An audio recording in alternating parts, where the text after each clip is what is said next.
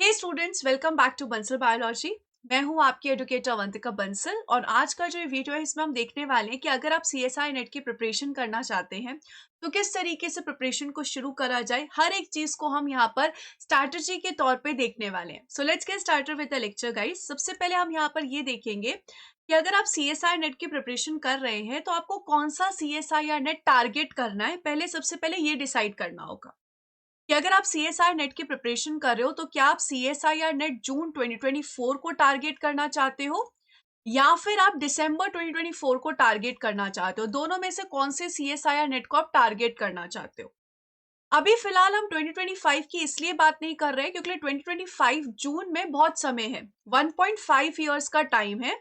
और इस टाइम में जब आप इतने लंबे ड्यूरेशन में प्रिपरेशन करते हो तो उस टाइम पे ये हो जाता है कि आपको थोड़ा आलस आ जाता है, प्रोक्रेस्टिनेशन हो जाता है। फिर आप अभी जो शुरुआत के दिन है उतने दिनों में आप इतना अच्छे से पढ़ते नहीं हो और फिर उसका इम्पैक्ट बाद में भी आता है क्योंकि अभी बहुत अच्छे से नहीं पढ़ा, फिर बाद में लगता है यार हम तो इतने टाइम से सीएसआई की प्रिपरेशन कर रहे हैं, बहुत लंबे टाइम से कर रहे हैं लेकिन कुछ हो ही नहीं रहा है, क्वेश्चंस ही नहीं बन रहे, तो वो एज अ डीमोटिवेशन की तरह थोड़ा सा वर्क करने लग जाता है।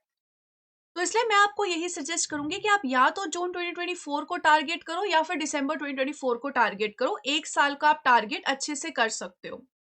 अब यहाँ पर आप भले एमएससी फर्स्ट सेमेस्टर में हो, सेकेंड सेमेस्टर में हो, थर्ड सेमेस्टर में हो, फोर्थ सेमेस्टर में हो, आप किसी भी सेमेस्टर में हो तो आप तैयारी कर सकते हो। अगर आप बीएससी के स्टूडेंट और सीएसआई की तैयारी करना चाहते हो तो मैं आपको सजेस्ट करूंगी कि आप एमएससी एंट्रेंस की तैयारी करें इंस्टेड ऑफ पीएचडी एंट्रेंस की। एमएससी एंट्रेंस की तैयारी पे फोकस करें जैसे कि आईआईटी जैम एग्जाम। अब अगर आप एमएससी फर्स्ट सेमेस्टर में हो, सेकंड में हो, थर्ड में और फोर्थ में हो तब किसी भी सेमेस्टर में आपको तैयारी शुरू कर लेनी चाहिए। इसका रीजन क्या है? सबसे पहला है इसका रीजन कि आपको ड्रॉप नहीं लेना पड़ेगा। जो एमएससी के बाद आपको फिर सीएसआई की तैयारी के लिए ड्रॉप लेना पड़ेगा 6 महीने का, 1 साल का, फिर उसके बाद ऐसा लगता है कि यार हम तो घर पे ही बैठे हैं, सीएसआई की प्रिपरेशन कब से कर रहे हैं, तो वो एक डीमोटिवेशन होता है।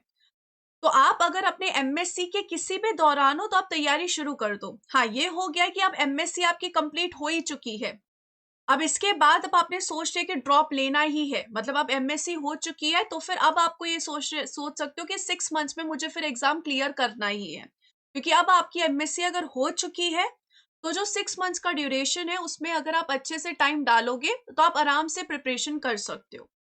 और बाकी अगर आप फर्स्ट सेमेस्टर में हो, सेकेंड सेमेस्टर में हो तो आप दिसंबर 2024 को टारगेट कर सकते हो और थर्ड और फोर्थ सेमेस्टर में हो तो आप जून 2024 को टारगेट कर सकते हो, डिपेंडिंग अपॉन कि आपके पास कितना टाइम है, आपके कॉलेज से आपको कितना टाइम मिलता है। तो आप 6 मंथ्स भी टारगेट कर सकते हो, आप 1 ईयर भी टारगेट कर सकते हो। तो ये तो सबसे पहले ये हो गया कि हमें कौन से मंथ को टारगेट करना है। सबसे पहले ये आपके सामने पूरा क्लैरिटी मौजूद होनी चाहिए ताकि आपके पास एक टाइम फ्रेज आ जाए कि हाँ इतने टाइम में मुझे क्लियर करना ही करना है। वैसे जितना कम टाइम रखते हैं उतना ज्यादा अच्छा रहता है। तो आप 6 महीने या 1 साल मैक्स टू मैक्स देखिए कि आपको इन दोनों में से कौन सा टारगेट करना है। काफी स्टूडेंट्स का कहना ये भी होता है कि हमें एमएससी के बाद शुरुआत करनी है, तो वंस अगेन मैं उसमें यही कहूंगी कि एमएससी के बाद का टाइम मत रखिए, पहले ही रख लीजिए। क्योंकि अगर एमएससी में ही आपका क्लियर हो गया तो उसके बाद आप तुरंत अपना जो रिसर्च वर्क है या फिर आप जो भी करना चाहते हैं वो आप कर सकते हो। गेट और सीएसआईआर नेट आपका पहले से ही निपट चुका हो गया, तो आपके लिए एक बेनिफिशियल की तरह वर्क करेगा। नेक्स्ट पॉइंट आएगा कि आप बिगिनर हो या फिर आप रिपीटर हो। बिगिनर यानी कि आपने सब अभी अभी सीएसआई नेट की प्रिपरेशन शुरू करने की सोच रहे हो, आपने कभी कोई अटेम्प्ट नहीं दिया है, ज्यादा से ज्यादा दिसंबर वाला अटेम्प्ट दिया, वो भी यूं ही देकर आप आ गए। रिपीटर यानी कि आप कुछ टाइम से प्रिपरेशन कर रहे हो और आप यहाँ पर अभी भी आपका क्लियर नहीं हुआ है तो आप प्रिपरेशन को कंटिन्यू करना चाहते हो। तो सबसे पहले हम देखते हैं बिगिनर के पॉइंट ऑफ व्यू से कि अगर आप बिगिनर हो तो उस कंडीशन में आपको क्या करना चाहिए। देखो, अगर आप बिगिनर हो और आप 6 मंथ्स में इस एग्जाम को क्लियर करना चाहते हो, पहले तो यही टारगेट रखना चाहिए कि 6 मंथ्स में मुझे प्रिपरेशन करके इसको क्लियर करना ही करना है। क्या ये चीज पॉसिबल है? 101% पॉसिबल है। अगर आप बहुत अच्छे से टाइम डिवोट करते हो और बहुत अच्छे से शिद्दत से पढ़ते हो तो पूरा पॉसिबल है।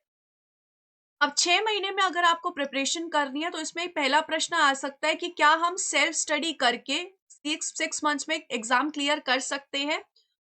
तो इसमें अगर आपका कॉलेज का बहुत अच्छा पढ़ाई है, कॉलेज में अगर आपको बहुत अच्छे से पढ़ाया जाता है, आपकी बहुत अच्छी स्टडी है, सीएसआईआर नेट लेवल की स्टडी है, उस कंडीशन में तो क्लियर आपका फिर हो सकता है सेल्फ स्टडी करके।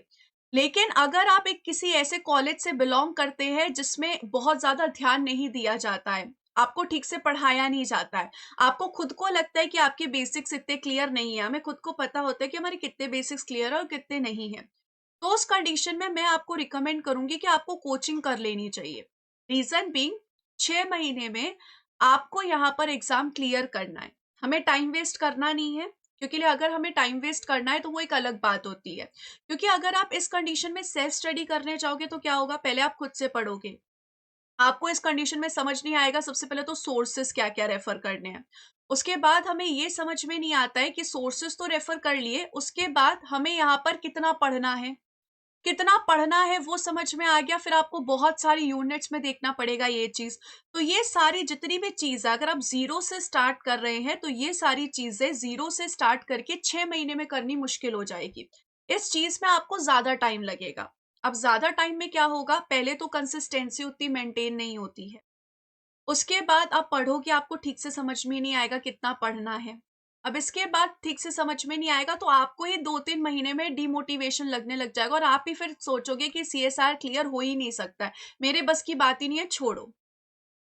तो इसीलिए मैं आपको ये रिकमेंड करूँगी कि आप कोचिंग के साथ जा सकते हैं और आपको जिस टीचर का पसंद है, आप उस टीचर के साथ जा सकते हैं। और आजकल जो ऑनलाइन कोचिंग है, वो ज़्यादा कॉस्टली भी नहीं रह गई है। फॉर एग्ज़ाम्पल मैं अगर बंसल बायोलॉजी की बात करूँ, तो बंसल बायोलॉजी में 6 मंथ्स की जो पूरी प्रिपरेशन है, अच्छे से proper preparation with test series, study material, everything is only of 7700 after discount. 7,700 की है, अभी डिस्काउंट चल रहा है तो। ऐसे ही अगर आप 12 महीने के लिए प्रिपरेशन करना चाहते हो तो 12 महीने यानी कि 1 साल का है 11,700 ओनली फॉर 1 ईयर। तो ये जो है, इन प्राइसेस में आप आराम से आके अपनी पूरी प्रिपरेशन कर सकते हो। अब ये मत सोचिए कि यहाँ पर मैं कोचिंग को इतना क्यों बोल रही हूँ, ये सिर्फ आप लोगों के लिए कि अगर आपको 6 महीने में क्लियर करना है। अगर आप लोगों को ये लग रहा है कि हमारे पास अच्छा खासा टाइम है, मैं 2 साल में क्लियर कर लूँगी, मैं 1.5 साल में क्लियर कर लूँगी, मैं आराम से क्लियर कर सकती हूँ, कोई जल्दबाज़ी नहीं है और मैं कंसिस्टेंसी मेंटेन कर सकती हूँ, मैं खुद से कर सकती हूँ, तो आप सेल्फ स्टडी के लिए ज़रूर जाइए। पर अगर आपको है कि नहीं, मुझे तो 6 महीने में क्लियर करना है, मैक्स टू मैक्स 1 ईयर में मुझे क्लियर करना है, तो मैं रिकमेंड करूँगी कि आप कोचिंग के साथ जाइए, क्योंकि उसमें आप लोगों के लिए सब कुछ कर रखे रखा है। आप लोगों को प्रॉपर नोट्स दिए जाएँगे टीचर्स के द्वारा। दूसरी चीज़, आप लोगों को स्पेसिफिकली पढ़ाया जाएगा एग्ज़ाम पॉइंट ऑफ व्यू से। आपको सारे क्वेश्चंस करवाए जाते हैं, तो इसमें क्या होता है, इसमें ना आपको मेहनत नहीं करनी पड़ रही है ढूँढने में चीज़ें, ये देखने में कितना पढ़ना है, कितना नहीं पढ़ना है, ये सब आपको नहीं करना, ये आपके लिए कोई कर रहा है। आपको सिर्फ जाना है, जो पढ़ाया जा रहा है वो पढ़ना है और उसको रिवाइज करके थोड़ी क्वेश्चन प्रैक्टिस करनी है। तो ये पाथ जो होगा वो लिटिल ईज़ियर हो जाएगा। और अगर आपको ये लगता है कि आपका कॉलेज बहुत अच्छा है, आपको बहुत अच्छे से पढ़ाया जाता है और आपके पास टाइम है, आप दे सकते हो, डिवोट कर सकते हो, आप में उतनी कंसिस्टेंसी है, काबिलियत है, तो आप उस कंडीशन में फिर सेल्फ स्टडी के साथ जाइए। और टाइम वेस्ट नहीं करना है, जल्दी करना है तो इसके साथ जाइए। अब दूसरी चीज़ आएगी रिपीटर के पॉइंट ऑफ व्यू से, तो रिपीटर को हम 2 कैटेगरी में डिवाइड कर सकते हैं। एक तो ऐसा रिपीटर है जो काफ़ी टाइम से सेल्फ स्टडी कर रहा है और एग्ज़ाम दे रहा है, और एक ऐसा रिपीटर है जिसने पहले कोचिंग लगाई है और वो यहाँ पर एग्ज़ाम दे रहा है। दोनों ही कंडीशन में अभी तक हुआ नहीं है। दोनों ही कंडीशन में पहले तो आप ये देखिए कि आपकी कॉन्सेप्ट क्लियरिटी कितनी है। सबसे पहले तो ये देखिए कि आपके कॉन्सेप्ट कितने क्लियर हैं। आप अपने प्रीवियस ईयर पेपर को एनालाइज़ कीजिए, देखिए कि आपका सिलेक्शन क्यों नहीं हो रहा है। कहीं ऐसा तो नहीं कि आपके कॉन्सेप्ट्स अभी भी क्लियर नहीं हैं? कहीं ऐसा तो नहीं कि अभी भी क्या दिक्कत आ रही है कि आपका एग्ज़ाम क्लियर नहीं हो रहा है? सबसे पहले तो हमें वो चीज़ समझनी पड़ेगी। क्या हम उतने डिवोट नहीं कर पा रहे हैं? क्या हमारी उतनी कंसिस्टेंसी नहीं है? क्या समय कम पड़ रहा है? रीज़न क्या है कि हम क्लियर नहीं कर पा रहे हैं? अगर रीज़न ये आ रहा है कि कॉन्सेप्ट्स क्लियर है, रिवीजन में कमी है, पीवाईक्यू क्वेश्चन सॉल्व करने में कमी है, प्रैक्टिस सेशन में कमी है, हमारे पास नोट्स सब अवेलेबल हैं, हमने नोट्स प्रॉपर बना रखे हैं, सब कुछ है, मतलब नोट्स प्रॉपर है, हमें पता है कितना पढ़ना है, तो इस कंडीशन में आप यहाँ पर सेल्फ स्टडी करिए और सेल्फ स्टडी करके आप आराम से क्लियर करिए कंसिस्टेंसी के साथ। ये कब होगा? जब आपके नोट्स आपके पास अवेलेबल है, आपका मटेरियल सारा अवेलेबल है, आपको कितना पढ़ना है आपको पता है, तो इस कंडीशन में आप यहाँ पर इसके थ्रू जा सकते हैं, सेल्फ स्टडी करिए। अगर इस कंडीशन में आपको ये लगता है कि हमें तो समझ में ही नहीं आया कि जो पढ़ाया था वो अच्छे से आता नहीं है, कॉन्सेप्ट इतने क्लियर नहीं है, नोट्स इतने अच्छे नहीं बने, तो उस कंडीशन में आप भी ये कोचिंग वाला पाथ चूज कर सकते हैं। ये इस कोचिंग वाला पाथ आपको सिर्फ इसलिए कहा जाता है कि वो आपका टाइम बचाता है, जल्दी क्लियर हो जाता है, डीमोटिवेशन नहीं होता। तो सबसे पहले तो इन दोनों में से हमें चूज करना है कि हमें कौन से पाथ के साथ जाना है। इसके बाद अब हमारे पास कितनी यूनिट्स अवेलेबल होती है? हमारे पास 13 यूनिट्स अवेलेबल है सीएसआईआर नेट की। अब 13 में से हम यहाँ पर कितनी टारगेट कर सकते हैं? हम अप्रोक्सीमेटली 9 to 11 यूनिट्स टारगेट कर सकते हैं। वो अब आपके ऊपर डिपेंड करता है कि आपको कितनी करनी है।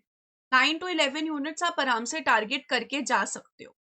अब इसमें स्टूडेंट्स गलती क्या करते हैं? सबसे पहले तो उन यूनिट्स को देखते रहते हैं जो आपने टारगेट नहीं की, जो 3 से 4 यूनिट थी उनको देखते रहते हैं कि हमने ये तो टारगेट की नहीं, हमने ये तो पढ़ा ही नहीं, उस बच्चे ने तो पढ़ लिया। वो मत देखिए, जो यूनिट्स आपने टारगेट किया उसको अच्छे से देखिए, उन यूनिट्स को बहुत अच्छे से पढ़िए, क्योंकि आपके पास सीएसआईआर नेट में बहुत ऑप्शंस अवेलेबल है। अगर आप 11 यूनिट अच्छे से करके जा रहे हो ना, तो आप आराम से कर सकते हो। 9 से 11 यूनिट्स आप लोगों के लिए बहुत अच्छे से आप क्लियर कर सकते हो एग्जाम को, बहुत अच्छे मार्क्स से। आपको सिर्फ 120 के आसपास मार्क्स लाने हैं, जो इतनी यूनिट से करके आराम से हो सकता है। तो 9 से 11 यूनिट्स आप अच्छे से टारगेट करिए। बाकी के यूनिट्स को मत देखिए, जो 9 से 11 यूनिट्स आपने टारगेट किया उनको बहुत अच्छे से करके जाइए। फॉर एग्जाम्पल अगर हम यहाँ पर देखिए, तो जैसे कि एक यूनिट होती है डाइवर्सिटी ऑफ लाइफ फॉर्म्स को, इसको आप देख सकते हैं कि ये आप सोच सकते हैं कि ठीक है, इसको हम इतने अच्छे से पढ़कर नहीं जाएं। या फिर आप ये चीज भी कर सकते हैं कि आप इनका पीवाईक्यू एनालिसिस कर लें और जिन टॉपिक में से क्वेश्चंस आ रहे हैं सिर्फ वो करके चले जाएं। ऐसा कुछ आप कर सकते हैं। ऐसे ही अगर आप यहाँ पर देखोगे तो 4th यूनिट में एक हिस्सा होता है इम्यूनोलॉजी का, उस टॉपिक को आप यहाँ पर स्किप कर सकते हैं, क्योंकि वो टॉपिक भी बड़ा है और उसमें से उतने नंबर ऑफ क्वेश्चंस नहीं आते हैं। इसके अलावा ये जो यहाँ पर 2 यूनिट है, 6th यूनिट और 7th यूनिट, इन दोनों में से कोई आप एक यूनिट देख सकते हैं कि उसको इतना अच्छे से ना पढ़कर जाए। फॉर एग्जाम्पल आप प्लांट फिजियोलॉजी को बहुत अच्छे से पढ़कर चले गए, जो कि मैं रिकमेंड भी करती हूँ, और एनिमल फिजियोलॉजी को 40% 30% पढ़कर चले गए, डिपेंडिंग अपॉन पीवाईक्यू एनालिसिस के बेसिस पे आपको पढ़कर चले जाओ उसके बेसिस पे। ऐसे ही आप किसी एक यूनिट के लिए और कर सकते हैं। अब आपको क्यों कहा जा रहा है कि आपको 9 से 11 यूनिट्स करनी है? क्योंकि आपको सिर्फ पढ़ना नहीं है, आपको उसके बाद रिवाइज भी करना है, आपको उसके बाद क्वेश्चन प्रैक्टिस भी करना है। अब ये करो, आप यहाँ पर ये कर सकते हो कि कुछ बच्चों की जिद होती है कि नहीं, मुझे तो 13 यूनिट की 13 यूनिट ही पढ़नी है। उस कंडीशन में आप पहले ये करो कि आप पहले 10 यूनिट कंप्लीट करो। 10 यूनिट कंप्लीट करके पहले 10 यूनिट का अच्छे से रिवीजन करो, अच्छे से क्वेश्चन प्रैक्टिस करो, और उसके बाद आप देखो कि आपके पास टाइम कितना बच रहा है, क्योंकि आपके पास उतना टाइम भी तो होना चाहिए। फर्स्ट अटेम्प्ट में क्लियर करना है ना पेपर, फर्स्ट अटेम्प्ट में क्लियर करना है, तो पहले 10 यूनिट अच्छे से कर लो, उनका रिवीजन अच्छे से कर लो, क्वेश्चन प्रैक्टिस कर लो, उसके बाद एक पीवाईक्यू पेपर लगा के देख लो कितने मार्क्स बन रहे हैं। समझो, यहाँ पर एनालिसिस करो। अगर आपने 10 यूनिट भी अच्छे से कर ली और पीवाईक्यू पेपर लगा के देखा, तो आपका आराम से क्लियर हो सकता है। ऐसा नहीं होगा कि आपका एग्जाम क्लियर नहीं हो सकता। उसके बाद अगर आपको लगता है आपके पास समय है, आप और कर सकते हो, तो आप बाकी यूनिट्स पे जाइए। ठीक है, कम यूनिट्स इसलिए नहीं कहा जा रहा क्योंकि ऐसा हो सकता है कि आप समझो 7 यूनिट्स पढ़ के गए, उनमें से 1-2 यूनिट में से बहुत टफ क्वेश्चंस आ गए, तो थोड़े से अटकने के चांसेस हो जाएंगे। लेकिन आप 10-11 के आसपास, 10 इज मोर देन इनफ, 10 के आसपास अगर आप यूनिट्स करके जा रहे हो, तो आप आराम से ऑप्शंस में से आंसर्स को कर सकते हो, और 120 मार्क्स लाना आपके लिए एक बड़ी बात नहीं होगी। तो कोई भी आप 10 यूनिट्स देख सकते हो। ट्राई करो कि जैसे जो बहुत अच्छी यूनिट्स है, जैसे कि मॉलिक्यूलर बायोलॉजी जो है, इनको स्किप ना करे, डेव बायो को स्किप ना करे, प्लांट फिजियोलॉजी को स्किप ना करे, इनहेरिटेंस बायोलॉजी को स्किप ना करे, इकोलॉजी इवोल्यूशन को ट्राई करो कि स्किप मत करो ये, और सेल बायोलॉजी में से ये वाला जो टॉपिक है जिसमें सेल सिग्नलिंग है, कैंसर बायोलॉजी है, इनको स्किप मत करो। ये ऐसी यूनिट्स है जिनको आपको बिल्कुल स्किप नहीं करना चाहिए, क्योंकि ये आपके जो है सीएसआईआर से रिलेटेड कॉन्सेप्ट्स को और क्वेश्चंस को और बनवाएंगी, और इनमें से क्वेश्चंस भी काफी आते हैं। ऐसे जो मेथड्स इन बायोलॉजी है वो आपको मदद करेगी, बाद में इंटरव्यू के लिए आपको मदद करेगी।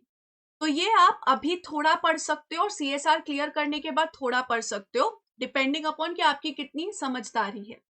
ऐसे ही जो बायोकेमिस्ट्री है इसमें आप देख सकते हो कि आपको कितना समझ में आ रहा है। आप 80% 90% पढ़ के जा सकते हो, क्योंकि लिए वो आपको हेल्प करेगा सीएसआईआर में भी और सीएसआईआर के बाद में भी हेल्प करेगा। फिलहाल आप ये सोच सकते हो कि फिलहाल आपका ये टारगेट होना चाहिए कि आपको सीएसआईआर नेट क्लियर करना है। सीएसआईआर नेट क्लियर नहीं हुआ तो इंटरव्यू की बात तो बात की है, इंटरव्यू तो तब दोगे जब सीएसआईआर नेट क्लियर होगा।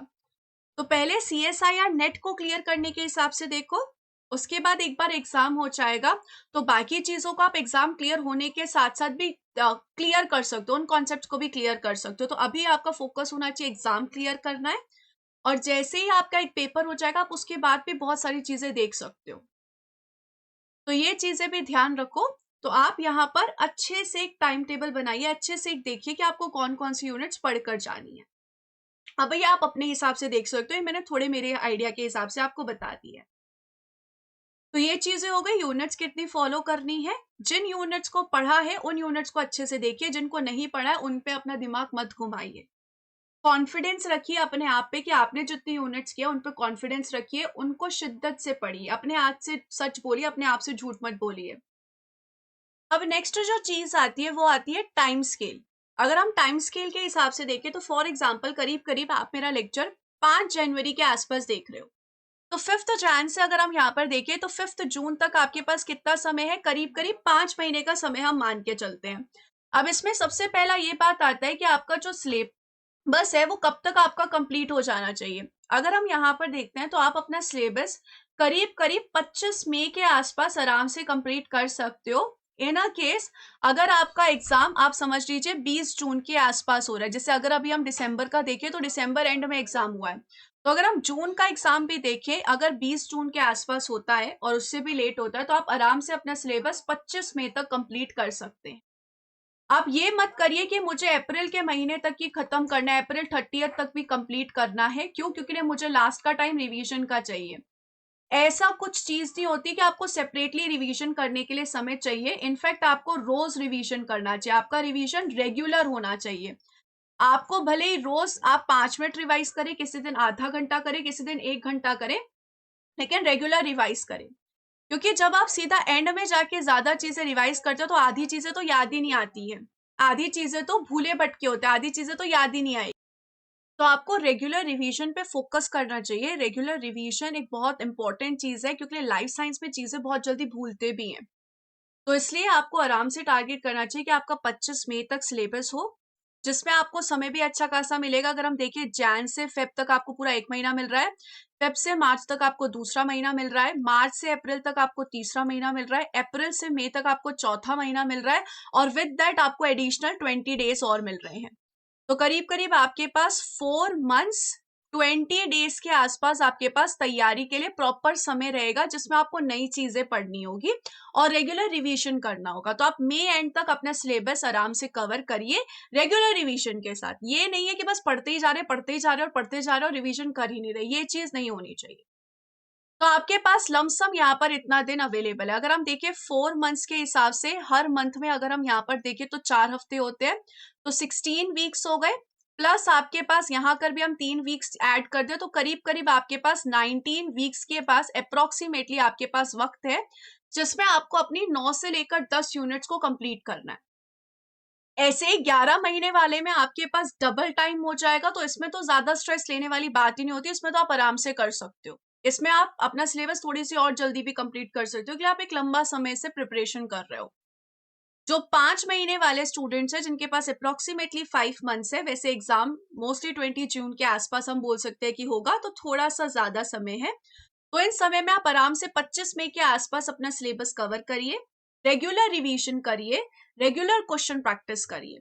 तो अगर हम यहाँ पर देखिए आप किस तरीके से चल सकते हैं, अगर हम यहाँ पर कहानी देखें तो यहाँ पर बहुत सिंपल सी कहानी है। हमारे पास ये सारी यूनिट्स है। अब इन सारी यूनिट्स में से बहुत सारी यूनिट्स छोटी यूनिट्स है, जैसे इवोल्यूशन अगर हम यहाँ पर देखें तो काफी छोटी यूनिट होती है, तो इवोल्यूशन को कम समय लगता है। ऐसे ही जेनेटिक्स जो है वो भी एक बहुत बड़ी यूनिट नहीं है, छोटी यूनिट है, उसको कम समय लगता है। वही फंडामेंटल मॉलिक्यूलर बायोलॉजी एक बहुत बड़ी यूनिट में से होती है, डेव बायो एक बहुत बड़ी यूनिट है, प्लांट फिजियोलॉजी एक बहुत बड़ी यूनिट है। तो कुछ यूनिट्स को आपको ज्यादा समय लगेगा, कुछ यूनिट्स को आपको कम समय लगेगा, तो आप उस हिसाब से अपना टाइम टेबल जो है स्केड्यूल कर सकते हैं। 19 वीक में से जो आपको अगर 9 यूनिट्स करीब-करीब अगर प्रिपेयर करनी है या फिर 10 यूनिट्स अगर आपको प्रिपेयर करनी है, तो किसी-किसी को आप 2 हफ्ते दे सकते हो और किसी-किसी यूनिट को आप 1 वीक दे सकते हो। और एल्स मैं आपको ये भी रिकमेंड करूँगी कि आप 2 यूनिट्स को साइमल्टेनियस लेकर चलें। 2 यूनिट को जब हम साइमल्टेनियसली लेकर चलते हैं, तो इस कंडीशन में फ़ायदा क्या होता है, बोरियत नहीं आती। ऐसा हो जाता है ना, एक ही टॉपिक पढ़ते-पढ़ते बोरियत आती है। तो ये ट्राई करिए कि एक टफ यूनिट को रखिए और एक यहाँ पर कौन-सी यूनिट को रखिए, ईज़ी यूनिट को रखिए। ऐसे करके चलिए कि एक टफ यूनिट होनी चाहिए और एक ईज़ी यूनिट होनी चाहिए, आपको जो भी लगती है। या फिर एक जो जल्दी हो सकती है, जो छोटी यूनिट है, और एक जो ह्यूज यूनिट है, उसको लेकर चलिए। ऐसे करके आपका शेड्यूल जो होना है, वो होना चाहिए। और इसके अलावा अगर हम यहाँ पर देखें, तो अब बुक्स जो है, अब बुक्स कौन-सी रेफ़र करनी है, तो बुक्स में आपको यहाँ पर स्टैंडर्ड बुक्स जो है, वो रेफ़र करनी पड़ती है। एक स्टैंडर्ड बुक्स की जो लिस्ट है, वो मिल जाएगी आपको। बहुत सारे जो चैनल्स है, उस पे अपलोडेड है। मेरे खुद के चैनल पे मैंने अपलोड कर रखी है। आपको उन बुक्स को देखना पड़ेगा। उन बुक्स में भी अब यहाँ पर ये है कि लिस्ट बहुत ज़्यादा लंबी है, आपको आराम से उनकी ई-बुक वगैरह भी मिल जाती है अगर आप सर्च करोगे तो। लेकिन ये जो लिस्ट है बहुत लंबी है और ये बुक्स भी बहुत मोटी-मोटी होती है। तो इनमें भी ये दिक्कत होती है कि आपको कितना पढ़ना है, वो आपको आइडिया नहीं आता। फिर पढ़ लिया तो कॉन्सेप्ट क्लैरिटी होगी या नहीं होगी, उसका नहीं होगा। तो इसमें भी फिर आपको जो कोचिंग है, वो हेल्प कर देती है। तो ये आपको इसमें भी कोचिंग हेल्प कर देगी, क्योंकि उन्होंने सारा काम कर रखा है, आपके लिए डेफिनेट नोट्स बना रखे हैं, उतना आपको पढ़ना है। तो जो 3 चीज़ें होती है जो सबसे ज़्यादा इम्पोर्टेंट है, सीएसआर को क्लियर करने के लिए, सबसे पहले तो है नोट्स मेकिंग। आपके प्रॉपर नोट्स होने चाहिए, प्रिसाइज़ नोट्स होने चाहिए ताकि उतना पढ़ना आपको पता है। सेकंड थिंग, रेगुलर रिवीजन होना चाहिए। ऐसे नहीं है कि एग्ज़ाम के 10 दिन पहले, 20 दिन पहले, 1 महीना पहले आपने सोचा चलो अब रिवीजन करते हैं, अब तो हमने सिलेबस कर लिया, ये नहीं होना चाहिए। रेगुलर रोज़ रिवाइज़ होना चाहिए। कभी ज़्यादा होगा, कभी कम होगा, क्योंकि ऑब्वियस सी बात है आप कहीं और भी बिज़ी हो जाते हो, कुछ फंक्शन आ जाता है, एनीथिंग, बट रेगुलर रिवीजन होना चाहिए। इसके अलावा क्वेश्चन प्रैक्टिस आपकी रेगुलर होनी चाहिए, रोज आपकी क्वेश्चन प्रैक्टिस चलनी चाहिए। आप यहाँ पर शुरुआत में 70-30 या फिर 80-20 का रेशियो लेकर चल सकते हो कि 70% हम नया टाइम, जो भी होगा टाइम, उसको नया पढ़ने में लगाएंगे और 30% टाइम हम रिवीजन और क्वेश्चन प्रैक्टिस करने में लगाएंगे। आप इस तरीके से अपने टाइम को डिवाइड कर सकते हैं। थोड़ा ऊपर नीचे तो ऑब्वियस सी बात है होगा, लेकिन रोज क्वेश्चन प्रैक्टिस और रिवीजन करना है। भले ही 5 क्वेश्चन प्रैक्टिस करो, लेकिन करो। और जैसे-जैसे आप रेगुलर रिवीजन करोगे ना, वैसे-वैसे एक और चीज़ आपके साथ होगी, वो होगा कि एक चैप्टर को रिवाइज़ करने में आपका टाइम कम होता जाएगा। जैसे कि फॉर एग्ज़ाम्पल मॉलिक्यूलर बायोलॉजी आज आपको रिवाइज़ करने में 1 घंटा लग रहा है, तो धीरे-धीरे उसको 45 मिनट्स भी लगने लग जाएगा, क्योंकि आपने इतना रिवाइज़ कर लिया कि वो अब आपके दिमाग में चीज़ें बैठने लग जाएँगी।